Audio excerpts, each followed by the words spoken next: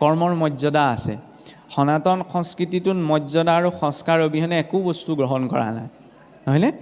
আৰু মৰ্যাদা নাছিল বাবেই চাওকচোন আপোনাৰ ষষ্ঠত এইটো প্ৰসংগ আহে নহয় অজামিল উপাখ্যানৰ পাছতে যে ইন্দ্ৰৰ নাৰায়ণ কবচ প্ৰাপ্তিৰ প্ৰসংগটো আহে ইন্দ্ৰই নাৰায়ণ কবচ কাৰ পৰা লৈছিল বিশ্বৰূপ ঋষিৰ পৰা নহয়নে বিশ্বৰূপ ঋষিৰ পৰা ইন্দ্ৰই নাৰায়ণ কবচ লাভ কৰি পেলাই দৈত্যসকলৰ ওপৰত জয়ী হ'ল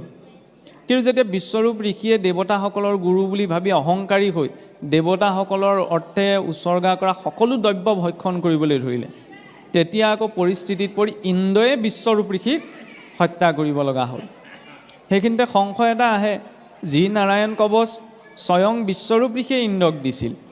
আৰু যি কবচৰ প্ৰভাৱত ইন্দ্ৰই দৈত্যসকলক জয় কৰিছিল তেতিয়াহ'লে সেই নাৰায়ণ কবচে বিশ্বৰূপ ঋষিক ৰক্ষা কৰিব নোৱাৰিলে কিয় কাৰণ তেওঁ নিজৰ মৰ্যাদাক